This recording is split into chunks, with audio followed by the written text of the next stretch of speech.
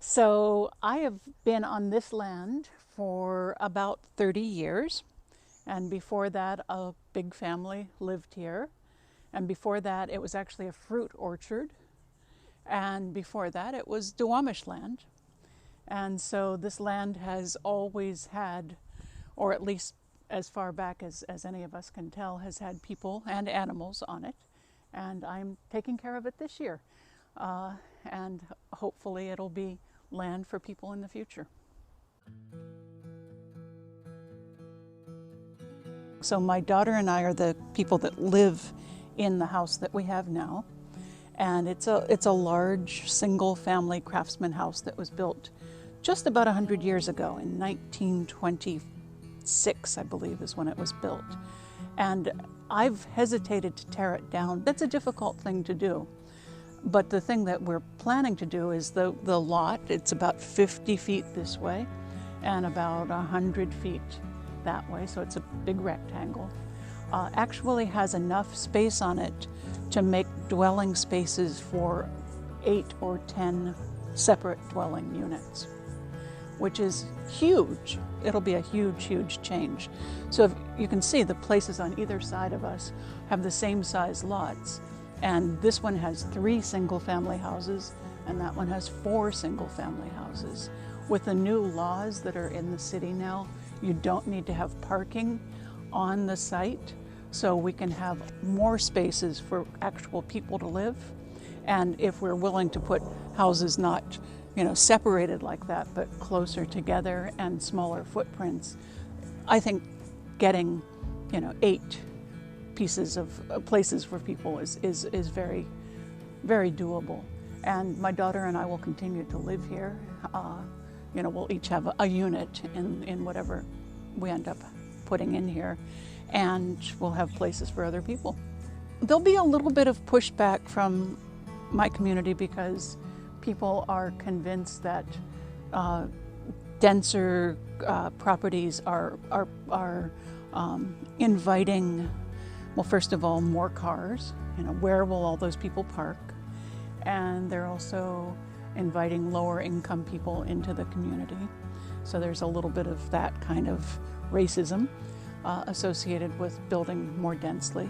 But I think that, I'm hoping that what we're doing will also be an example of what can happen with a single family lot. A square rectangle can actually turn into a multifamily, very desirable place to live. So there are many, many times where people push back, but then once they experience what that's like, what it's like having a lot of people in a small place, or slower streets, or a skate bowl, they find that those things, first of all, aren't nearly as scary as they thought they would be, and often they're things that they learn to appreciate even more than what was there before. But you have to be sensitive. There's a reason people are pushing back, so you have to listen to those reasons, kind of agree to hear them. There's no sense in just kind of forcing ideas on people without being respectful and hearing what they're trying to say. The thing that I continue to be passionate about, and that I think people are starting to recognize, is the fact that a full 35 to 40% of every American city is dedicated to storing boxes of metal, or moving boxes of metal, but generally storing boxes of metal, and that's a terrible use of public space. That there's so many more ways that we could thrive, that we could have places for people to live, places for kids to play, places to put our solar panels. It's a huge underutilized resource that we've dedicated to one single thing.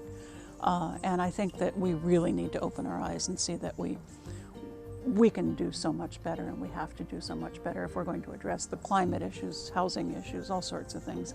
And I think we've only just scratched the surface of how to reuse streets as places for people. And that is my passion. That has been for a long time and will continue to be. Going back to the garden. You should ask my daughter. So I can tell you what I like that she's cooked. So she makes really nice noodles. Oh. And that's one of my favorite things is she just like, just flour and water and a little salt, and she just rolls out noodles and then stir fries it with vegetables. I mean, that is like, so good. So good. Peas, I love pea season. So I have a few peas that are happening, but fall peas are not impressing me, but spring peas were so great. And there's no bad thing you can do with a pea. I feel like peas are very underrated. I always forget about peas. But I'm like, oh, I love them. Yeah. Raw, cooked, anyway, stir fry.